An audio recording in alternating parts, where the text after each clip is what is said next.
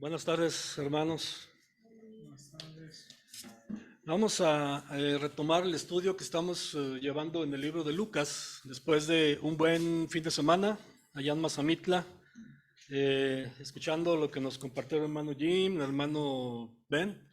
Y bueno, hoy retomamos. Nos habíamos quedado en el capítulo 7, si no me equivoco. Y bueno, hoy me toca exponer la última parte para terminar el capítulo 7 de Lucas. Los que tienen ahí en su Biblia puede aparecer un subtítulo que dice algo así como Jesús en casa de Simón el Fariseo o algo así, ¿no? Bueno, yo le estoy poniendo otro título para mi bosquejo de esta tarde. Le estoy llamando La gran tragedia en casa de Simón el Fariseo. Y ahorita vamos a ver por qué. Entonces, ¿ya tienen ahí Lucas capítulo 7?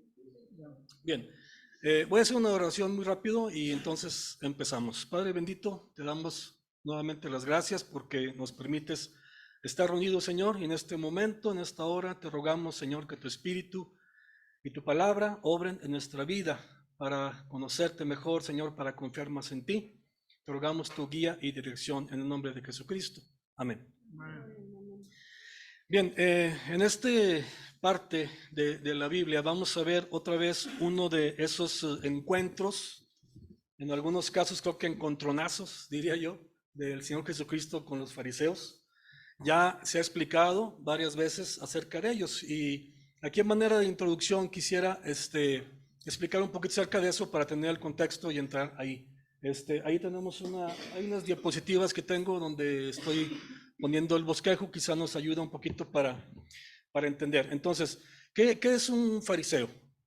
Si hace uno una búsqueda rápida ahí en la red, pues dice que el fariseo es o viene de una palabra hebrea, perusim, algo así, que significa separado, apartado, separatistas inclusive, ¿no?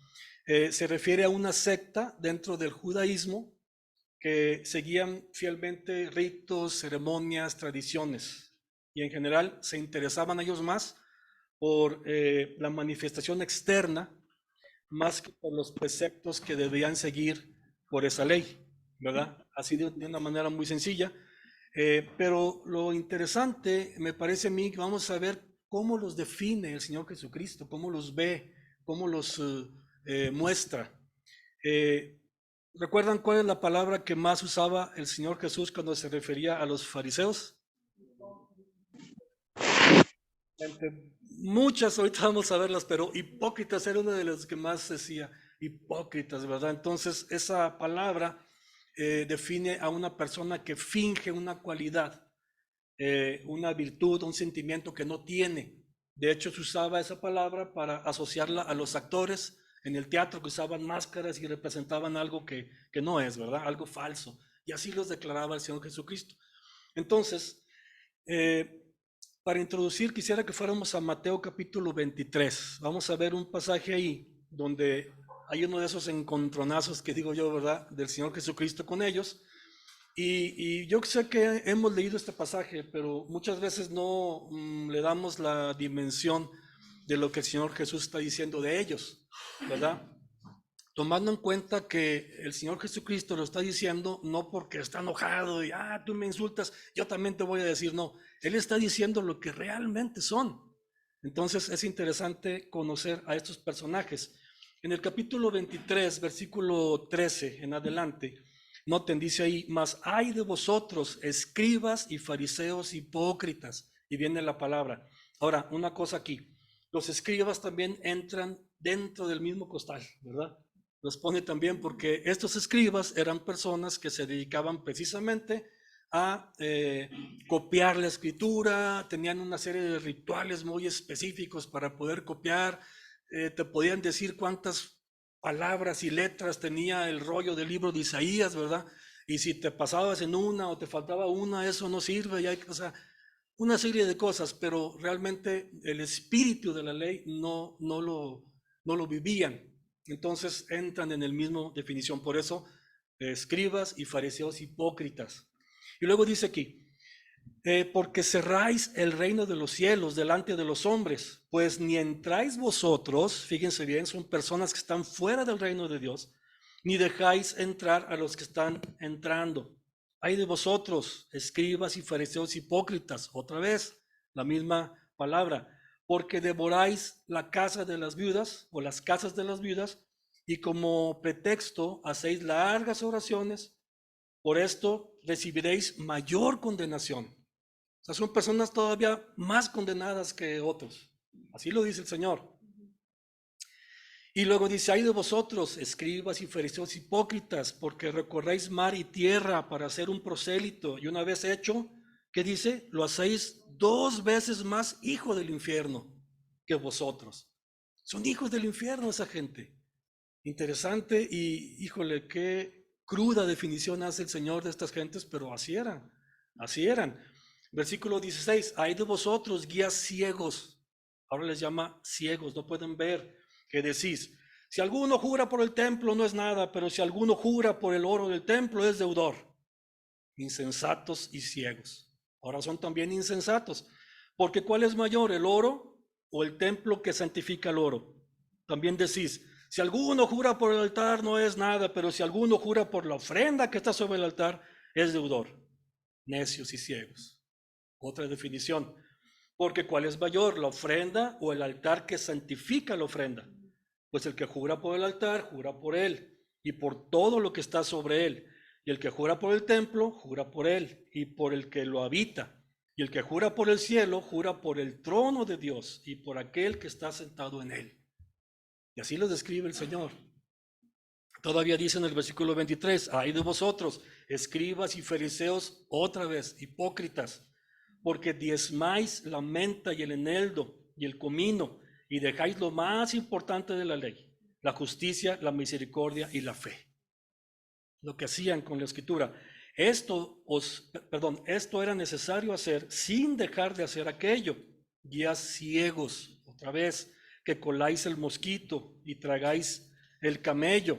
Hay de vosotros, escribas y fariseos hipócritas, porque limpiáis lo de fuera del vaso y del plato, pero por dentro estáis llenos de robo y de injusticia.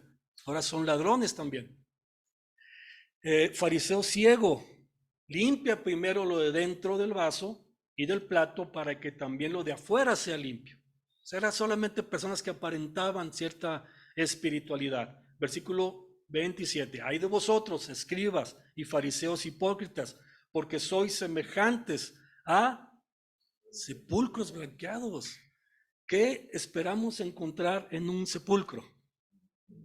Muertos y huesos, ¿no? Y es lo que el Señor dice aquí. Por fuera a la verdad se muestran hermosos, pero por dentro estáis llenos de huesos, de muertos y de toda inmundicia. Muertos espiritualmente. No había nada de vida en ellos ni para compartir. Así también vosotros por fuera a la verdad os mostráis justos a los hombres, pero por dentro estáis llenos de hipocresía y de iniquidad. Duras palabras, ¿no? Para dirigirse a los líderes espirituales de la nación. Y eso eran. Hay de vosotros, escribas y fariseos hipócritas, porque edificáis los sepulcros de los profetas y adornáis los monumentos de los justos. Ay, los monumentos y los adornan, ¿verdad?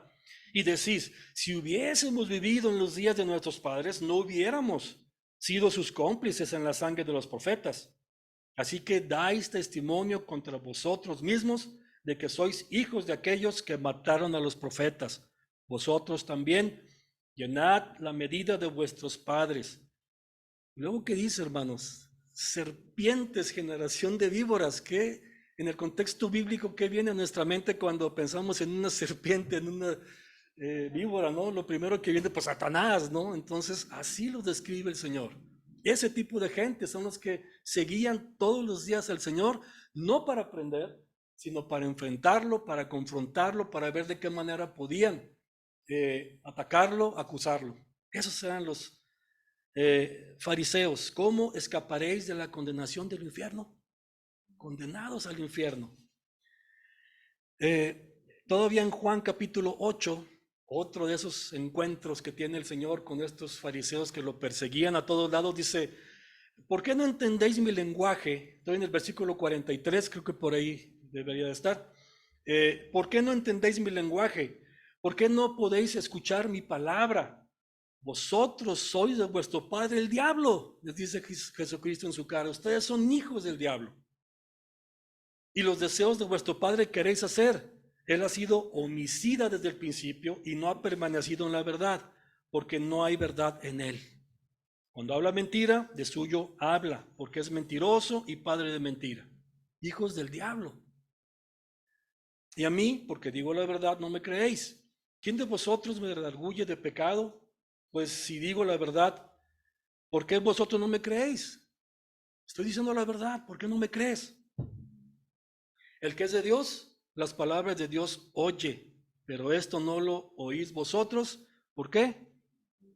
Porque no sois de Dios. Y esta gente es la que enfrentaba al Señor. Y uno de esos invita al Señor a una comida, que es el que vamos a ver, pero todavía vamos a continuar aquí. Ahora, el fariseísmo, hermanos, en cierta forma creo yo que representa a la ley escrita de Moisés. ¿Por qué? Porque señala, porque distingue, porque aparta, pero no hace nada por aquellos que son marcados, señalados, excluidos, y así eran los fariseos.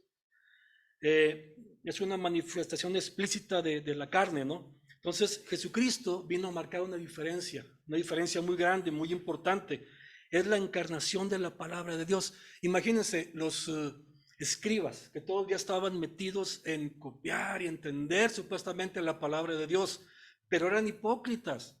Imagínate que esa palabra, ese rollo del libro que tenían ahí, de repente brincara y le dijera: tú eres un hipócrita, estás diciendo cosas mentiras que yo no he dicho, que le brincara así. Pues ¿saben qué? Eso es justamente lo que pasó, porque dice en Juan capítulo 1:14, dice: y aquel verbo es una palabra que describe una acción de Dios. Dice: aquel verbo fue hecho carne. Jesucristo es la palabra de Dios encarnada. Y los enfrenta y les dice: eres un hipócrita, un mentiroso, y todo lo que ya vimos. Eso es justamente lo que sucedió. Dice: aquel verbo fue hecho carne, habitó entre nosotros y vimos su gloria como el unigénito del Padre, lleno de gracia y de verdad. Y el versículo 17 de Juan 1 dice: pues la ley por medio de Moisés fue dada, la ley, pero la gracia y la verdad vinieron por medio de Jesucristo. Entonces, esa palabra que ellos manejaban de manera tan chapucera, digamos, les brinca en la cara y dice: tú eres un hipócrita. Y esos son los fariseos. Y uno de ellos es el que invita al Señor para comer, y vamos a ver qué pasa. Ahora sí, eso fue la introducción. Si vamos a entrar al pasaje. No es tan largo, pero bueno, yo hice algunas divisiones aquí para entender un poquito más el texto, y la primera parte veo un testimonio público de adoración. Y vamos ahí ya, entonces en Lucas 7:36 dice: uno de los fariseos, de estos que acabamos de describir, uno de los fariseos rogó a Jesús que comiese con él. Y habiendo entrado en casa del fariseo, se sentó a la mesa. Entonces una mujer de la ciudad, que era pecadora, al saber que Jesús estaba a la mesa en casa del fariseo, trajo un frasco de alabastro con perfume, y estando detrás de él a sus pies, llorando, comenzó a regar con lágrimas sus pies, y los enjuagaba con sus cabellos, y besaba sus pies y los ungía con el perfume. Esa es la primera parte. Ahora, vamos a empezar a exponer y analizar un poquito el texto. Como nos dice el hermano Rafa, hay que hacerle preguntas, ¿no?, al texto. Y la primera pregunta que me viene es: pues, ¿cuál sería la intención de Simón, este fariseo, al invitar a Jesús a su casa? ¿Por qué le invitaría? ¿Qué sería la intención? Bueno, por todo lo que acabamos de ver, yo no puedo pensar que sería fácil, que era buena intención, ¿verdad? Alguna cosa había medio rara. Entonces, eso pensaría yo. Ahora, habla de una mujer que se coló ahí en la comida. ¿Quién era esta mujer? Bueno, Lucas no nos da mucha más información de quién era. Algunos piensan y aseguran que era María, la de Magdala, o la Magdalena, pero no es. Si ustedes analizan la escritura, van a ver que no es esa María. y dice que era una pecadora. Tampoco sabemos qué pecados cometía, suponemos que sería una ramera, ¿verdad? Es todo lo que sabemos. Ahora, otra pregunta interesante, ¿cómo pudo esta mujer con esa reputación entrar y colarse a la vista de todos en la casa de Simón el fariseo, siendo que es una persona tan santa, ¿verdad? Supuestamente, ¿cómo pudo entrar ahí? Eso es interesante, cómo un hombre tan religioso, separado de los pecadores, porque era un separado, ¿verdad? Un fariseo, ¿cómo pudo permitir que esa mujer entrara en su casa? Pues yo lo que puedo pensar es que estaba buscando la oportunidad de ver en qué podían atrapar al Señor y acusarlo. Eso es lo que puedo pensar después de ver todo esto. Ahora, siguiendo con el texto, el versículo 38 dice, y estando detrás de él a sus pies, hablando de la mujer esta, llorando comenzó a regar con lágrimas sus pies y los enjugaba con sus cabellos y besaba sus pies y los ungía con el perfume. Es un testimonio público de adoración que va a hacer esta mujer. Vamos a verlo. Primeramente dice que ella estaba detrás de él a sus pies. ¿Cómo era posible esto? Bueno, en aquellos días las comidas eran diferentes como lo hacemos. Se usaban unas mesas muy bajas, casi en el piso, donde los comensales se reclinaban o se recostaban ahí y comían ahí todos juntos. Entonces, pues los pies quedaban allá atrás, ¿no? Esta mujer de esa manera se acerca a los pies de Jesús. No era tan raro, tan difícil que esto sucediera. Pero nos muestra entonces la humildad de esta mujer, que llega por detrás, calladamente, a sus pies. Es muy probable, casi estoy seguro que esta mujer ya había escuchado y ya había visto a Jesús en otra ocasión, en otro lugar, y ella ya había creído. Ella ya había creído, ya había visto los milagros y lo que él podía hacer, y había creído. Y en ese momento ya pudo entrar y adorarlo. Eso es lo que creemos. Ahora ella estaba llorando con un corazón completamente quebrantado, consciente de su pecado, su necesidad y profundamente agradecida. Estaba regando sus pies con sus lágrimas. Seguramente no le hubieran proporcionado agua en la casa de Simón para que ella hiciera ella con sus lágrimas, con lo que ella pudo, estaba llorando y lavando los pies del Señor. Imagínense. Y luego dice que los enjugaba con sus cabellos. Muy probablemente no llevaba una toalla, un paño para hacerlo, y con sus cabellos empezó a lavar los pies del Señor. Imagínense qué cuadro tan hermoso, y ella llorando, y todos los demás viendo como si no sucediera nada. Besaba también sus pies. Ella ya había creído anteriormente en él, y con su actitud de gratitud y de oración daba testimonio a todos los presentes en esa comida. Luego unge sus pies con el perfume. Ella tenía un frasquito que llevaba, alabastro, con un perfume, y lo derrama ahí en los pies y empieza a ungir los pies del Señor. Qué hermoso cuadro, ¿no? Ella lo derrama y con lo que tuvo disponible a sus manos, ella adora al Señor. Qué interesante cuadro. Ahora, esto me hace recordar, y cómo ellos no pudieron ver eso, siendo fariseos y muy conocedores de la escritura y escribas y todo eso, un cuadro muy interesante que habla el profeta Isaías en el capítulo 52, versículo 7. Dice Isaías, cuán hermosos son sobre los montes los pies de los que traen alegres nuevas. Cuán alegres los pies de los que traen alegres nuevas, del que anuncia la paz, del que trae nuevas del bien, del que publica salvación, del que dice a Sión, tu Dios reina. Y ese era Jesucristo. Y ella supo y reconoció y adoró al Señor, pero ellos no pudieron, no lo reconocían.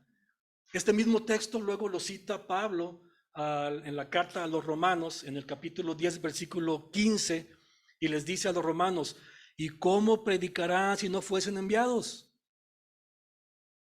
Como está escrito, y aquí cita entonces a Isaías, cuán hermosos son los pies de los que anuncian la paz, de los que anuncian buenas nuevas. Hermoso cuadro. No muchas personas, hermanos, en estos días dedican su tiempo y sus recursos para ir, caminar y andar y predicar el evangelio de la salvación. No muchos lo hacen, pero los que lo hacen tienen hermosos pies. Amén. Tienen pies hermosos, dice la escritura. Una pregunta aquí interesante, y esta ya no es para el texto, es más bien para nosotros. ¿A dónde nos llevan nuestros pies? ¿Son para predicar el Evangelio? ¿Son pies hermosos? Pues, gloria a Dios. Los que no tenemos pies tan hermosos podemos tenerlos, ¿verdad? En esta iglesia hay algunos ministerios que le pueden permitir a usted caminar, ir y llevar el Evangelio y tener pies hermosos también. ¿Le gustaría tener pies hermosos, hermano? Hermana, sabemos ya la receta, ¿no? Versículo 39, continuamos, dice, cuando vio esto el fariseo que le había convidado, dijo para sí, si fuera profeta, conocería quién es y qué clase de mujer es la que le toca, que es pecadora. Imagínate. Si fuera profeta, dice este hombre, si fuera profeta, esto pone una vez más de evidencia la hipocresía de este hombre, que él no pensaba que Jesús fuera un profeta, ni tampoco un rabí o un maestro de las escrituras, como ellos se sentían, ¿verdad? Pero le dice, si fuera profeta, o sea, él no cree que es un profeta.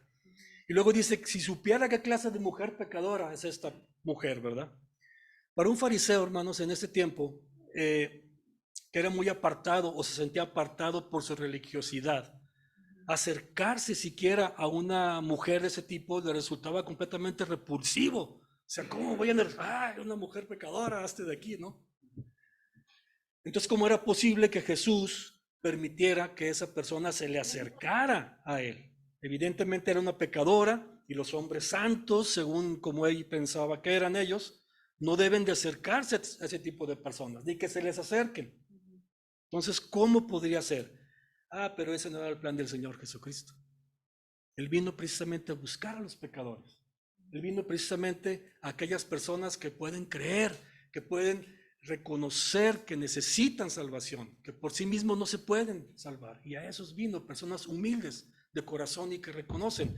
Claro que este era un mensaje completamente revolucionario para ellos y, ¿cómo este hombre hace eso, verdad?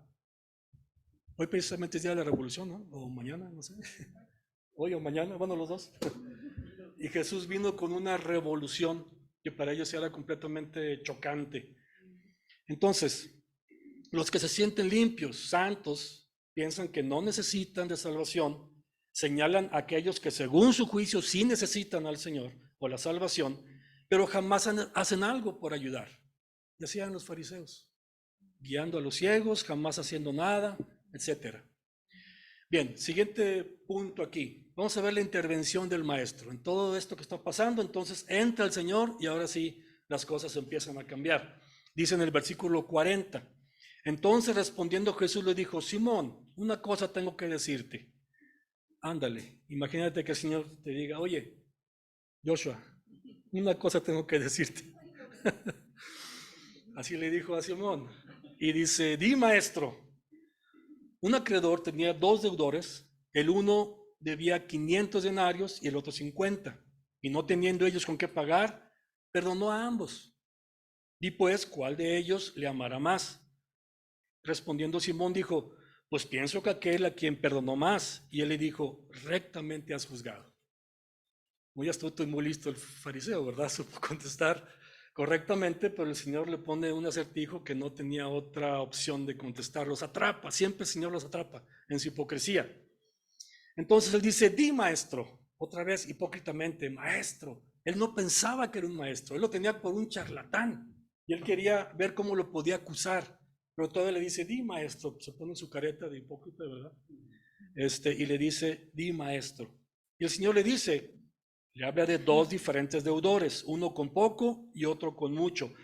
Pero al final de cuentas los 2 eran deudores y ninguno de los 2 podía pagar. Entonces el Señor perdona a los 2, la deuda de los 2. La justicia, hermanos de Dios, es para todos por igual. Los que debemos más, los que debemos menos, Él está dispuesto a perdonar a aquel que venga y se acerque a Él, dispuesto a aceptar su perdón, a confesar también. Entonces, igual perdona a los 2. Todos, creo yo, hermanos, que tenemos necesidad de perdón del parte del Señor. Algunos debemos más, otros deben menos, pero el Señor puede y quiere perdonarnos. Y tal vez aquellos que se sienten más santos y más apartados son los que necesitan más perdón, porque ni siquiera reconocen que lo necesitan. Tienen una deuda mayor y de igual forma no la pueden pagar. estamos todos igual. Este hombre supo responder correctamente y en su hipocresía dijo, pues supongo que el que le perdonan más, pues amará más, ¿verdad? No le quedó otro remedio que entender y aceptar lo que el Señor le estaba proponiendo. Ahora, él seguía pensando que la mujer era pecadora, él seguía apuntando hacia esa mujer que estaba ahí. Él no estaba viendo a sí mismo como necesitado de salvación y de perdón. Él seguía acusándola a ella en su mente. Y los dos son pecadores, la verdad. Por lo menos el Señor no se refería a ella como hipócrita, como sepulcro blanqueado, como serpiente, como sí de los fariseos. Y todos en necesidad, hermanos, estamos de salvación. Ahora vamos al siguiente punto. Vamos a ver la hipocresía ahora al descubierto. El Señor le quita la máscara y lo pone en evidencia delante de todos. Dice el versículo 44, y vuelto a la mujer, dijo a Simón. O sea, Jesús está viendo a la mujer, pero le dice a Simón, ¿ves a esta mujer? Entré en tu casa y no me diste agua para mis pies, mas esta ha regado mis pies con lágrimas y los ha enjugado con sus cabellos. No me diste beso, mas esta desde que entré no ha cesado de besar mis pies. No ungiste mi cabeza con aceite, mas esta ha ungido con perfume mis pies.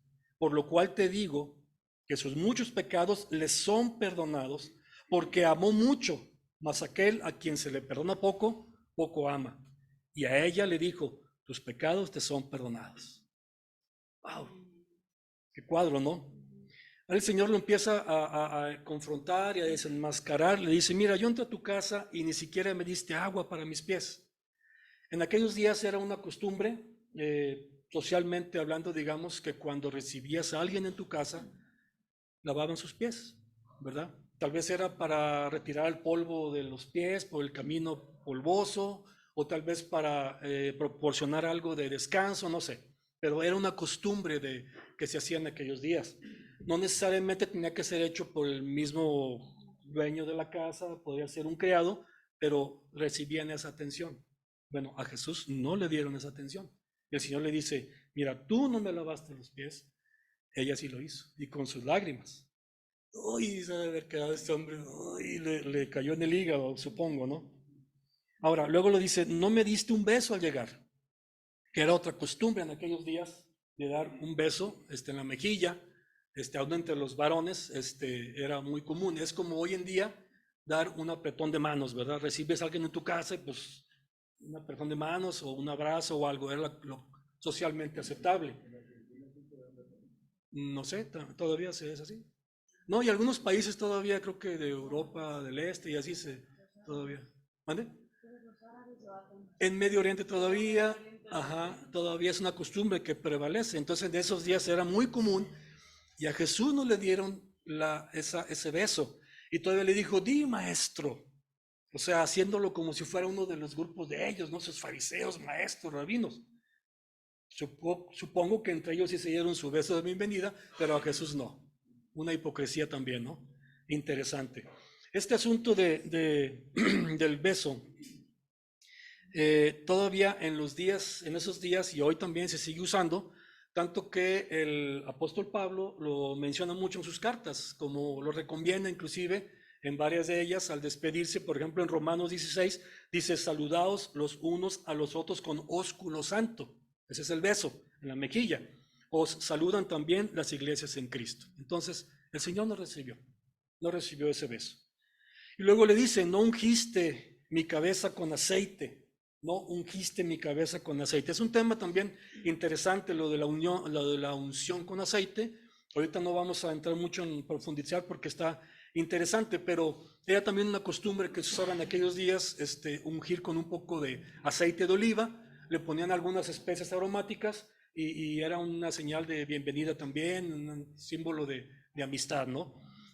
David dejó esto inmortalizado ahí en el Salmo 23, en el capítulo 5, dice, aderezas mesa delante de mí en presencia de mis angustiadores. Y luego dice,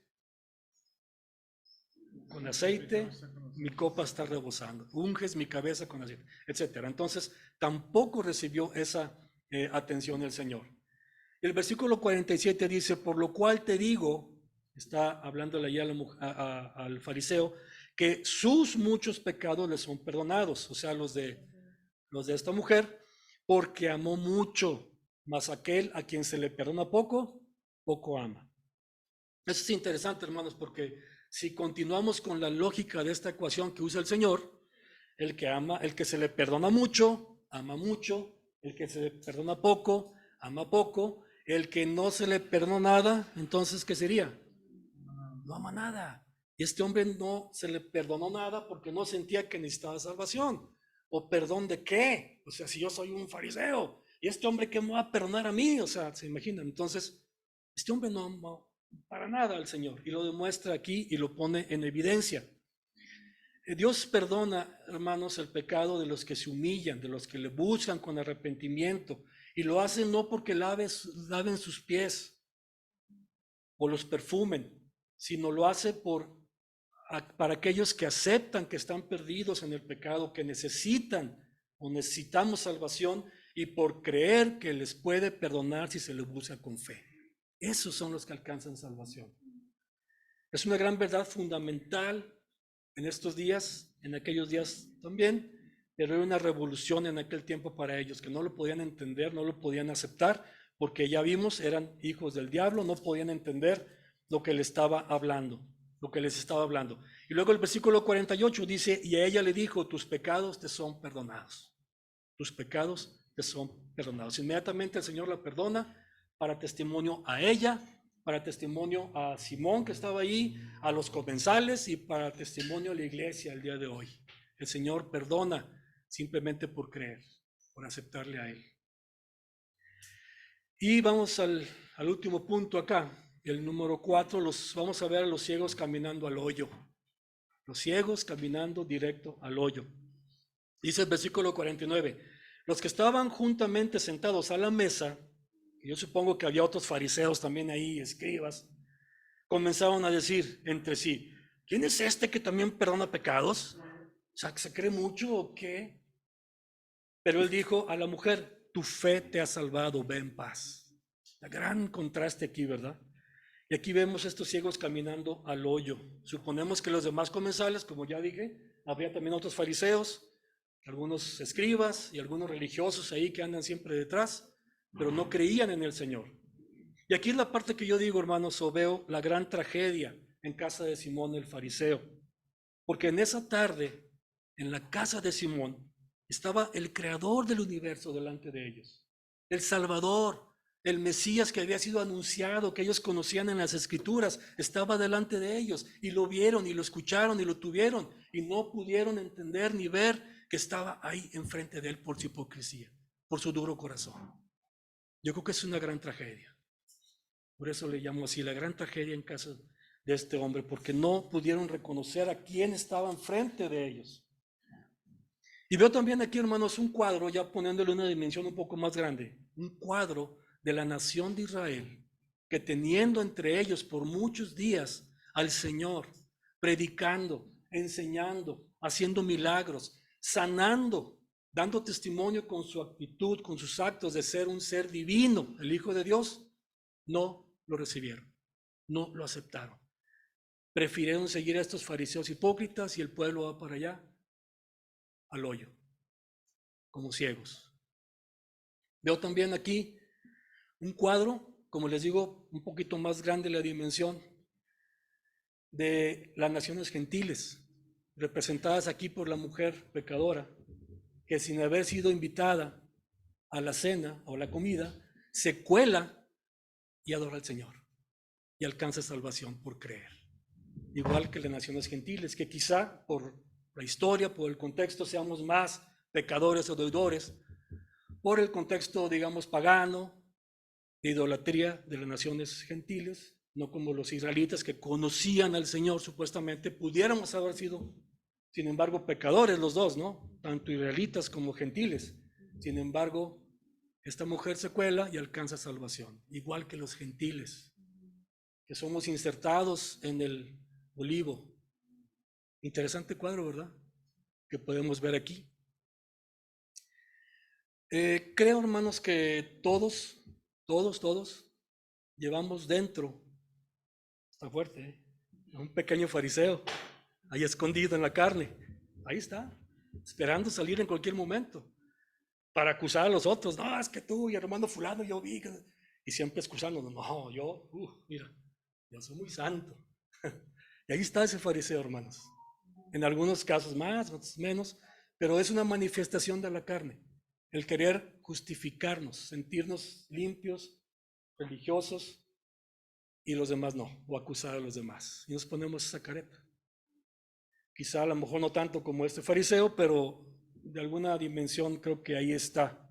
Entonces debemos reconocer que necesitamos a nuestro Salvador todos los días para ser libres de la carne que nos asedia todos los días y que está representada aquí por este fariseo que se autojustifica. Porque somos buenos para acusar, somos buenos para defendernos, y así es el fariseo. El último versículo, ya para terminar, el versículo 50 dice, pero él dijo a la mujer, tu fe te ha salvado, ve en paz. Simplemente para sellar el asunto, hermanos, y que no nos quede claro, porque algunos pueden usar esto para distorsionar la escritura.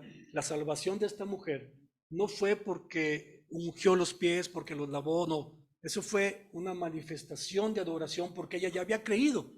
Y el Señor dice aquí, le dijo a la mujer, tu fe te ha salvado, ve en paz.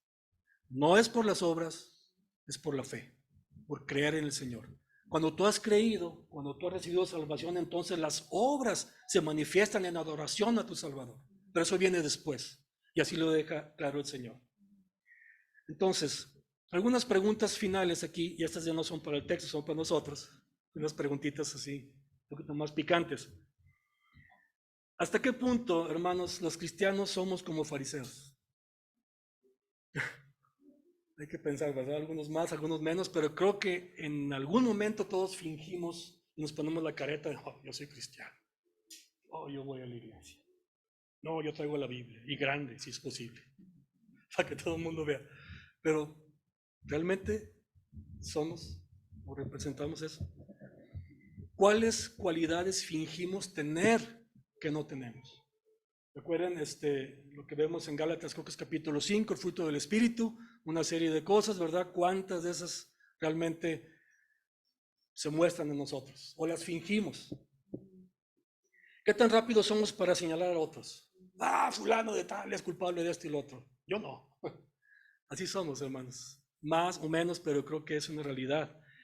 Y otra pregunta, ¿qué hacemos para ayudar a otras personas? Para guiarles a Cristo, no para guiarlos al hoyo, para guiarlos a Cristo. ¿Qué estamos haciendo? ¿Qué haces tú? ¿Qué hago yo? Está fuerte, ¿no? Bien, para terminar, pues yo diría que debemos seguir confiando, debemos seguir dependiendo en nuestro Salvador día a día con fe, para no ser fariseos hipócritas, para que realmente sea el Espíritu de Él que reproduzca a Cristo en nosotros, no tratando de fingir en la carne que somos, lo que no somos, sino que seamos realmente adoradores agradecidos del Señor, así como esta mujer lo hizo, o de otra manera, ella lo hizo con sus lágrimas, con sus cabellos, con lo que tenía a la mano. Y nosotros también, con lo que el Señor nos da, podemos glorificarlo a Él. Amén. Bien, yo quisiera terminar con una oración y pues sería todo. Vamos a orar, Padre bendito. Una vez más te damos las gracias, Señor, por tu palabra. Gracias porque tu Espíritu nos enseña y nos redarguye, Señor. Queremos rogarte que obres en nuestra vida, Señor, y que cada día nos muestres a nosotros mismos la careta que usamos, esas cualidades que tratamos de fingir que no son de parte tuya, Padre, que nos ayudes a poder aceptarlo, Señor, a pedir perdón delante de ti y esperar a que sea tu Espíritu que reproduzca a Cristo en nosotros, que sea algo auténtico. Ayúdanos también, Señor, a guiar a aquellas personas que necesitan salvación, que necesitan consejo, que podamos ser un ejemplo real de cómo las personas se pueden acercar a ti y que puedan entender que tú impartes salvación para todo aquel que cree, para todo aquel que humildemente se acerca rogando por salvación y perdón. Gracias, Padre Santo, por tu palabra. En nombre de Jesucristo. Amén. Amén. Gracias, hermanos, por su atención. Gracias.